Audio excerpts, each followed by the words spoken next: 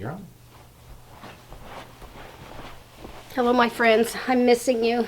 I'm sitting in our little place on the rug. I'm pretending you're here. But I know you're all out there. This book is called Extra Yarn by Mac Barnett, illustrated by John Klassen. We know that if it's written by someone, it's the author. And if it's illustrated, we know that it did the what? Pictures. You're right.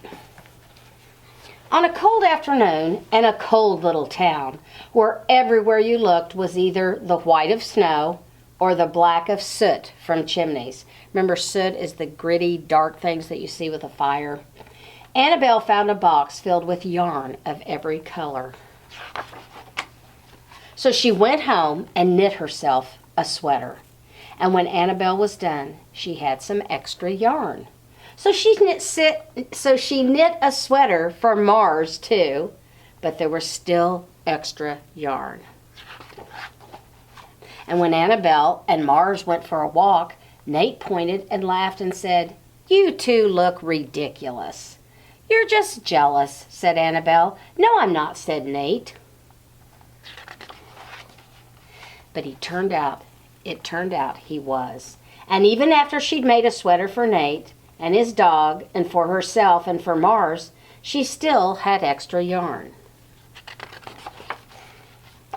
Something we notice about this is they did all the colors kind of in blacks and whites and shades of brown, and the only color you'll see is the color that her yarn is bringing into the picture. At school, Annabelle's classmates could not stop talking about her sweater. "Quiet," shouted Mr. Norman. "Quiet, everyone. Annabelle, the sweater of yours is a terrible distraction. I cannot teach with everyone turning around to look at you." "Then I'll knit one for everyone," Annabelle said, "so they won't have to turn around." "Impossible," said Mr. Norman. "You can't." But it turned out she could, and she did, even for Mr. Norman. And when she was done, Annabelle still had extra yarn.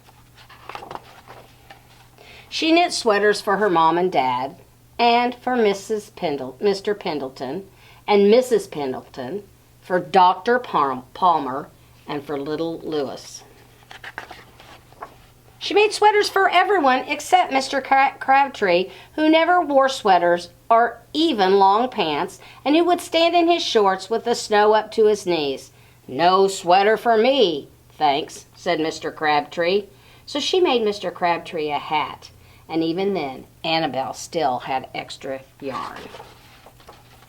She made sweaters for all the dogs and all the cats, and for other animals too. Soon people thought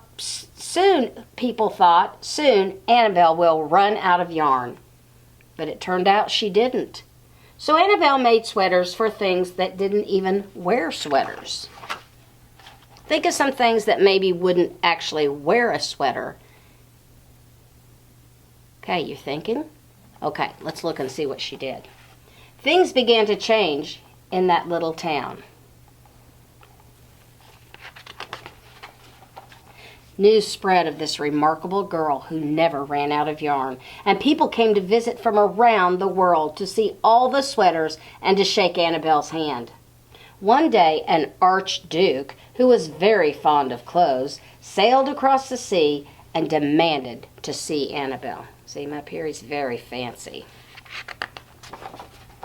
"Little girl," said the archduke, "I would like to buy that miraculous box of yarn, and I'm willing to offer you $1 million. "No, thank you," said Annabelle, who was knitting a sweater for a pickup truck. The archduke's mustache twitched. $2 million, he said. Annabelle shook her head. "No, thanks." $10 million, shouted the archduke. "Take it or leave it." "Leave it," said Annabelle. "I won't sell the yarn." And she didn't. So that night the archduke hired 3 robbers to break into Annabelle's house, and they stole the box and took it to the archduke, who set off across the snow and sailed over the sea back to his castle. The archduke put on his favorite song and sat in his best chair. Then he took out the box, and he lifted its lid, and he looked inside. His mustache quivered. Remember we talked about quivered? We might quiver. Is this a little shaking? We might do it. You've told me you might do it if you're scared. You might do it if you're crying. You might do it if you're cold. But I think he was doing it because he was a little bit angry. His mustache quivered. It shivered. It trembled. The Archduke hurled the box out the window and shouted, "Little girl, I curse you with my family's curse. You will never be happy again." But